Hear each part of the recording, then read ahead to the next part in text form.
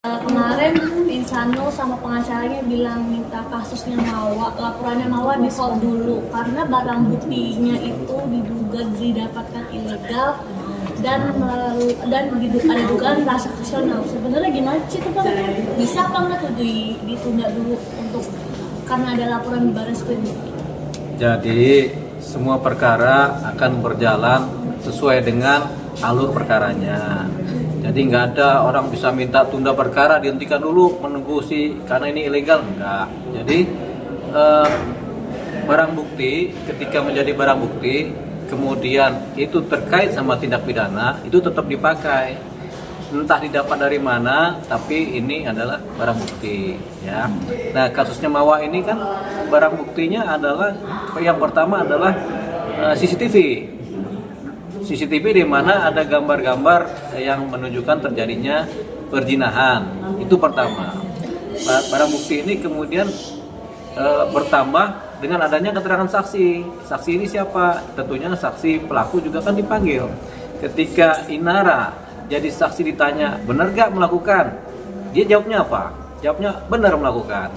Ditanya lagi sama si Insanul, benar gak melakukan? Jawabnya benar melakukan. Berarti kan sudah dua keterangan saksi yang menyatakan ada potensi dugaan tindak pidana perzinahan. Nah, barang bukti yang gambar kemudian tetap dipakai sebagai petunjuk. Tapi dia tetap barang bukti. Kenapa dia tetap barang bukti? Karena ini berbicara tentang CCTV. Semua CCTV dalam bentuk apapun juga itu untuk menunjukkan adanya adegan atau adanya suatu peristiwa. Gitu gunanya CCTV kan untuk menggambar atau merekam peristiwa. Nah, setiap peristiwa menjadi barang bukti. Gitu. Apalagi kalau ada peristiwa pidana menjadi bukti pidana. Ini CCTV ini kan didapat dari mana?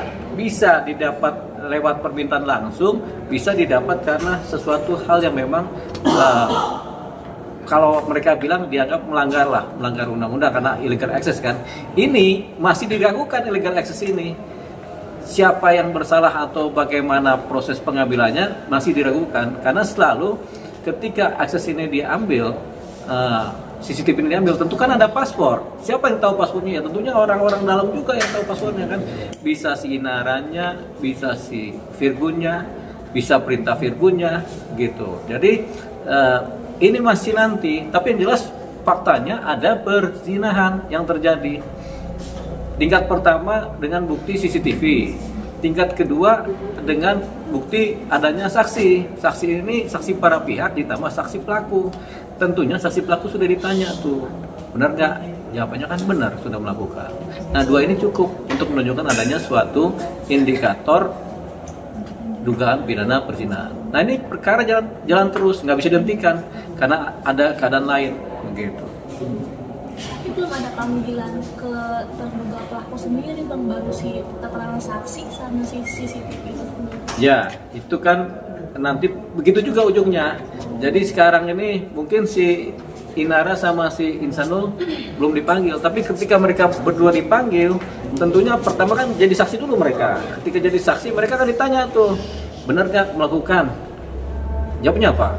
Kalau Inara pasti jawabnya benar melakukan. Si Insanul juga ditanya, benar melakukan? Jawabnya benar melakukan. Jadi ya sudah, ketika mereka menjawab itu benar-benar melakukan, berarti kan terjadi dugaan tindak pidana dengan dasar keterangan mereka sendiri. Itu nanti. Tapi setiap perkara pidana tidak boleh dihentikan karena ada suatu keadaan tertentu. Kecuali ada keadaan yang memang benar-benar tidak memenuhi unsur atau tidak ada buktinya, baru dihentikan itu perkara. Tapi sepanjang ini ada buktinya, ya jalan gitu. Sama kayak kita misalnya di suatu supermarket ada CCTV, ada orang mencuri. CCTV ini bisa diambil tanpa izin oleh polisi, oleh siapapun juga yang menunjukkan adanya suatu peristiwa begitu. Jadi dominan illegal access-nya nggak dapat karena ada tindak pidana. Apalagi kalau tindak pidana pembunuhan yang dimana CCTV-nya melihat, mau CCTV tetangga atau sisi manapun juga wajib menyerahkan adanya tindak pidana pembunuhan. Misalnya di suatu gang terjadi pembunuhan, kan CCTV yang punya rumah kan diambilin semua tuh begitu. Jadi itu kewajiban hukum dari pemilik CCTV untuk menyerahkan. Nih buktinya ada ini, gitu. Kalau mereka nggak ngasih malah nggak bisa. mereka bisa kena pidana juga begitu. Sama juga dengan kasus ini. Jadi kuncinya barang bukti ini adalah CCTV, di mana CCTV kegunaannya adalah untuk merekam suatu peristiwa, baik peristiwa biasa maupun peristiwa hukum. Tapi CCTV adalah untuk mengecek suatu peristiwa hukum kan, makanya dibikinlah CCTV begitu. Itu gunanya CCTV itu. Jadi bisa diambil kapanpun juga oleh siapapun juga yang menunjukkan adanya dugaan tindak pidana. Gitu. Bang, berarti penekanan tadi dibilang penyidikan bisa ditunda kecuali 2 perkara tadi tidak ada barang bukti sama apa tadi Bang? Jadi gini, pemeriksaan itu ketika buktinya tidak memenuhi unsur ya dihentikan, bukan ditunda lagi. Dihentikan. Kalau ditunda, kalau memang nggak ada bukti, suruh cari dulu bukti kan, tunda dulu deh sampai ada bukti-bukti baru kan begitu, petunjuk bukti baru. Tapi kalau buktinya udah ada, ngapain ditunda? Begitu. Kasihan si korban. Korbannya kan mawa ini kan, dia kan harus punya kepastian hukum juga. Begitu. Bang, terkait mungkin yang untuk illegal aksesnya sendiri ini, yang untuk para memberikan itu kan dibilang kan ada mencari keuntungan. Apakah mereka juga tetap akan dijadikan? Tergantung itu illegal akses seperti apa. Yang jelas illegal akses itu ketika orang dengan sistem tersendiri, dengan hacker sendiri, kemudian mendapatkan data dari suatu posisi dunia digital kan, gitu. Baik CCTV, baik handphone atau apa. Jadi itu yang disebut illegal akses. Tapi kalau aksesnya dia bisa dapat dengan paspornya yang dikasih, berarti apa yang ilegal? Pasti ini ada yang ngasih passwordnya, karena CCTV itu ada passwordnya, gitu. Pasti ada yang ngasih. Yang ngasih siapa? Yang tahu passwordnya siapa? Begitu. Apakah si Inara sendiri? Apakah dia pembantunya? Apakah Virgon sendiri? Ketika mereka sudah pegang passwordnya, berarti kan udah fair, saling tahu nih. Ini passwordnya memang diketahui oleh para pihak ini. Berarti kan boleh. Gitu. Berarti kalau untuk yang para pihak ini kan, misalkan Virgon bang, semisalkan Ya. Virgon, kalau Virgon pun yang memberikan, berarti dia bukan termasuk. Illegal akses, nggak termasuk. Begitu, karena Virgon sendiri yang menyerahkan nih, tolonglah dibukain kan begitu. Jadi Berarti- atas kuasa, Berarti emang atas kuasa atau hak? atas perintah dari Virgon. Keyakinan saya itu atas perintah dari Virgon itu, udah tolong dibuka deh. Karena untuk kepentingan publik juga, setidak-tidaknya kepentingan keluarga mereka di mana nggak cuma Inara yang boleh tahu kejadian yang di rumah kan, Virgon kan di luar, dia perlu tahu juga kan. Tapi dia punya akses karena dia punya passwordnya. Dia suruh, dia punya pembantunya, tolong dibukakan. Itu legal. Itu legal. Legal. Tidak ada kata ilegal akses dari situ bang. Nggak ada, karena Virgon sendiri memberi perintah begitu. Nanti kan ketika ditanya, pembantu, siapa? Sopir, misalnya, Anda dapat password dari mana? Dari Virgon, atas perintah, sudah. Beres. Virgon ngasih passwordnya udah ini, udah dianggap sebagai legal access kan. Walaupun mereka bilang itu ada apa mencari keuntungan dari itu semua, apa gitu. Termasuk Nah itu juga kita nggak tahu keuntungan seperti apa yang dimaksud itu kan. dijual beli apa Emang ada jual beli?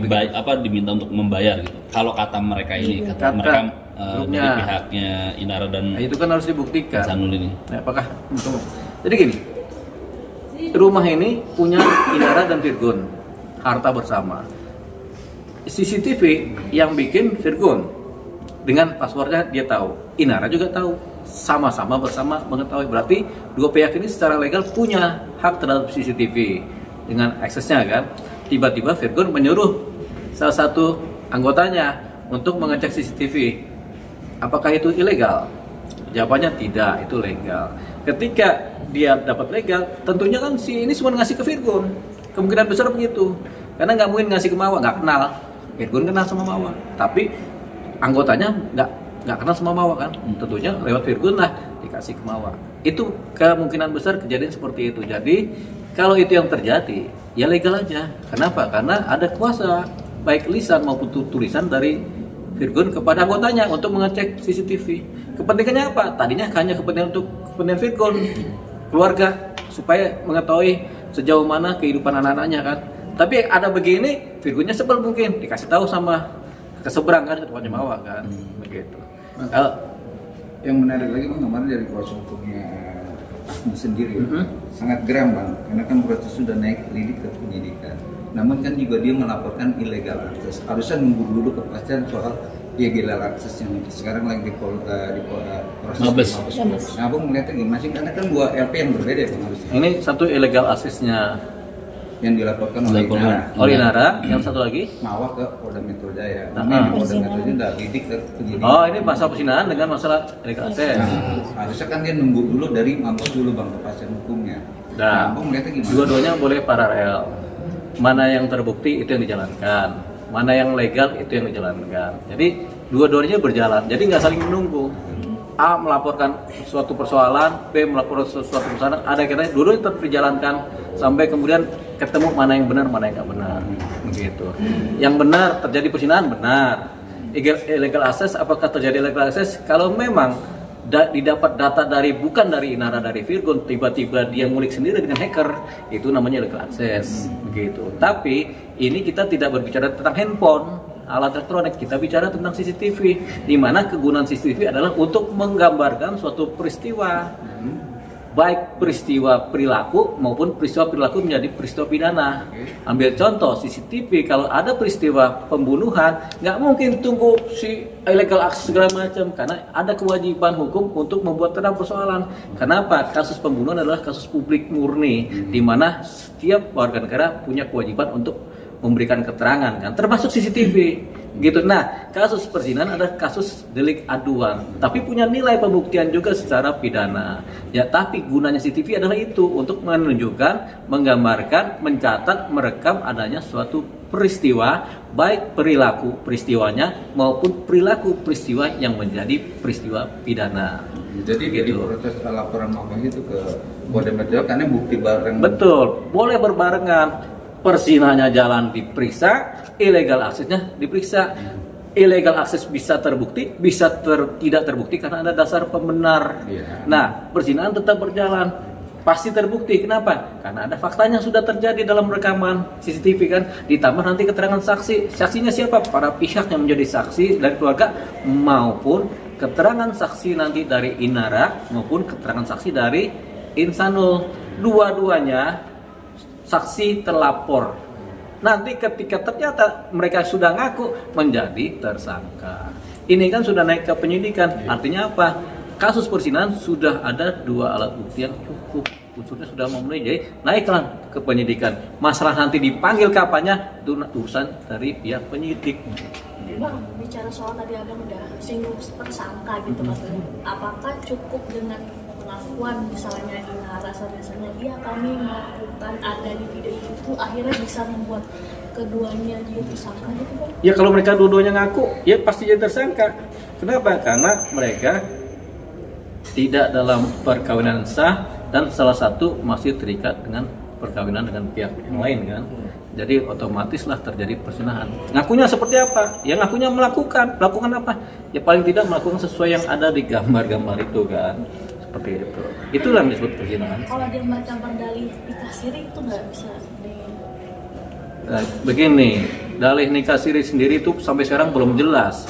Nikahnya kapan, sirinya kapan, begitu. Kan ditanya Nara, nikah sirinya kapan? Sampai sekarang tanggalnya pun nggak pernah ada. Sirih yang dipakai juga kita nggak tahu sirih apaan, begitu. Nah, tapi ini bukan dua kata yang berbeda, nikah dan sirih bukan. Tapi nikah sirih itu satu paket kosa gabungan kata yang kemudian menunjukkan suatu keadaan yang berdasarkan nilai-nilai agama. Tapi nikah sirih itu boleh sebenarnya. Nikah sirih boleh dengan unsur-unsur yang mengesahkan, misalnya ada nikah siri itu ada orang tua yang menjadi saksi, ada walinya juga misalnya, kemudian ada yang penontonnya juga atau yang sebagai tamu-tamunya, ada juga pengesahan atau izin dari istri terdahulu yang sah. Itu baru nikah siri jadi sah secara agama, tapi belum sah secara hukum negara, begitu. Nah, tapi ketika nikah siri ini kemudian dipersandingkan dengan kekuatan istri sah atau pasangan sah dalam perkawinan, nikah siri langsung jeblok, nggak punya nilai. Karena nikah siri yang tidak tercatat dalam catatan sipil negara dianggap tidak terjadi nikah siri. Zina gitu jatuhnya. Nah, ini nanti kelihatan menjadi suatu hal yang bahasanya zina. Kenapa? Karena hubungan ini tetap ilegal bagi perkawinan yang sah. Begitu. Karena ilegal tadi ya terjadi perzinahan, apalagi kalau perzinahnya dibanding dengan fakta-fakta perilaku di mana hubungan itu benar-benar kelihatan terjadinya zina tadi. Zina ini hubungan antara laki-laki dan pria dan wanita yang lebih dominan kepada keadaan hubungan seksual.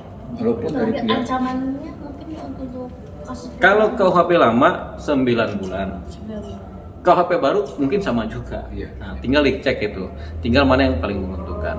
Sebenarnya lebih menguntungkan KUHP lama, karena di situ ada terkait dengan persoalan keperdataan ya. Tapi kita lihat saja nanti perkembangannya apa. Yang jelas ketika sudah dikode dari penyelidikan menjadi penyidikan, kata sidik ini menunjukkan sudah adanya unsur-unsur pidana yang berkemungkinan terjadi dengan saksi-saksi dan bukti-bukti yang dirasa sudah mulai cukup. Oke, tapi dari kuasa hukumnya Ihsanul sendiri kan ini masih saling menyayangi bang dalam proses mau atau Menyayangkan apa menyayangi? menyayangi, Menyayangkan. menyayangi, makin sayang. Oh, siapa yang sayang? Ya si Ihsanul sama Mawar. Katanya. Oh ya. Gitu. Dalam proses ini, namun dari pihak Mawar sendiri tetap proses berjalan. Nah itu melihat dari sisi keluarga sendiri atau gimana bang? Caranya yang baiknya gimana bang? Ini kan pandangan-pandangan dari pihak ketiga ya. Ihsanul sama Mawa makin sayang. Kelihatan dari luar, tapi hati orang siapa tahu. Gitu. Jadi kita nggak bisa membaca hati. Gitu. Kita lihat dua orang ini saling sayang, ternyata mereka saling benci sebenarnya. Gitu. Jadi kita nggak bisa memakai pandangan pengacara saling sayang itu nggak bisa, atau saling menyayangi. Yang jelas ketika Mawa tetap kekeh dalam posisi dia dengan laporannya, tentunya itulah hatinya, begitu. Tapi kan dari kuasa hukum bilang ini sebenarnya perkara hal biasa gitu loh. Ya? Emang hal biasa ini perkara. Kita bilang ini hal biasa, cuman kan karena dia rame, public figure jadi hal yang luar biasa kan. Tapi ini hal biasa, banyak sekali terjadi di antara kita.